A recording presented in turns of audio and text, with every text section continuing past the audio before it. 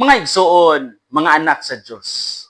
Ang December 31, ang ika-365 nga adlaw sa Gregorian calendar, pitsa nga puno sa countdowns, mga fireworks ug mga handa.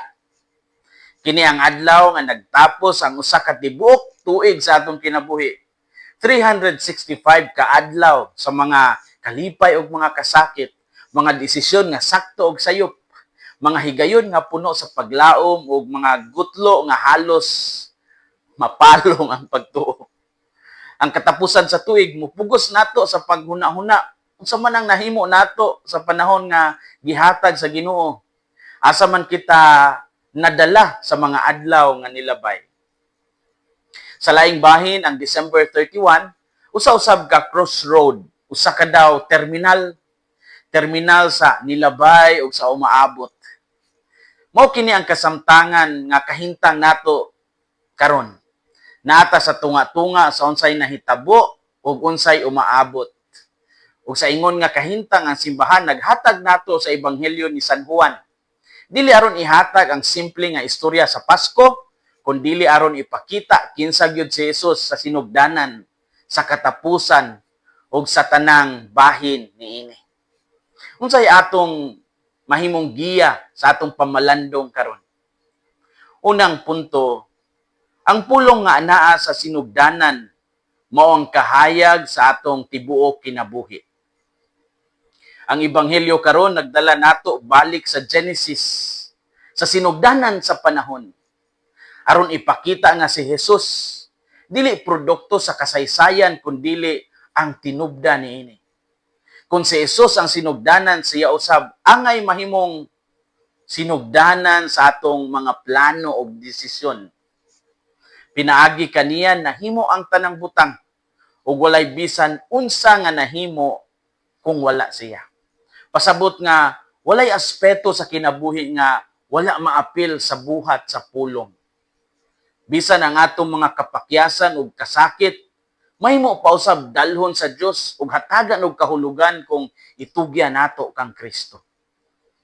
Si San Juan Evangelista usab nag-ingon, "The light shines in the darkness, and the darkness has not overcome it." John 1:5. Ang kahayag nidanag sa kangitngit, ug ang kangitngit wala makapildi niini. Ang kangitngit dili lamang kawalay kahayag, kundi simbolo sa sala, simbolo sa kahadlok, simbolo sa kamatayon. Samtang atong tapuson ang tuig, daghan pa gihapon ang kangitngit sa kalibutan ug sa atong kaugalingong kasing-kasing. Apan ang pulong nagpadayon sa pagdanag.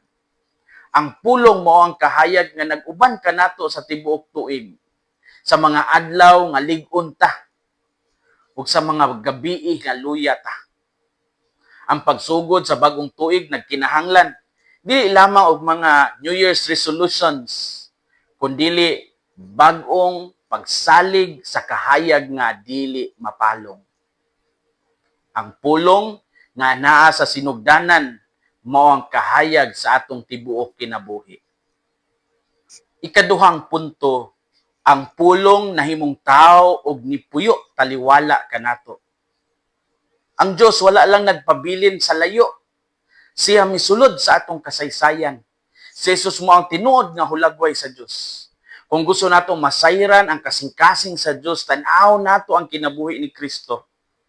Ang pulong nga nahimong tao naghatag og dignidad sa matag adlaw sa atong kinabuhi. Ang oras, ang tuig, ang kasaysayan nahimong lugar sa grasya. Ang Ginoo nagpakatawo aron ang tawo makaila sa Dios. Ang pulong nahimong tawo og nipuyo taliwala kanato.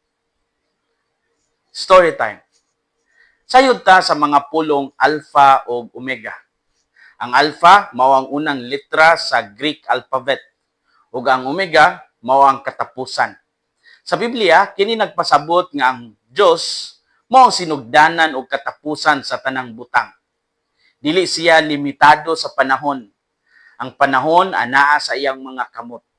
Kay si Kristo man ang Alpha ug Omega, siya usab ang anaa sa tunga niini sa tanang adlaw sa tuig. sa tanang desisyon, sa tanang pag-uswag o kapakyasan. Ang tuig nga nilabay o ang tuig nga moabot anaa sa iyang gugma. Mao kini ang kalig-on sa atong paglaom sa matag katapusan sa tuig. Mga igsuon, mga anak sa Dios. Sa pagtapos nato nining tuiga, atong ipangutana ang atong kaugalingon. Si Kristo ba gyud ang sinugdanan sa atong mga plano? Dili lang sa atong mga pulong, kundi sa atong mga desisyon o estilo sa kinabuhi.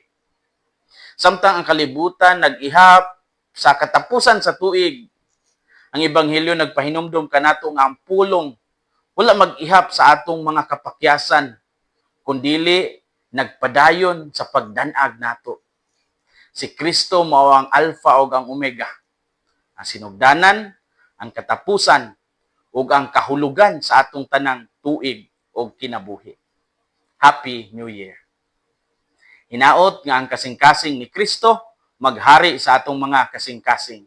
Kini si Father Felmar Castrodes, PLSVD, ang inyong magsisibya sa maayong balita. Gikan dinhi sa Radio Veritas Asia.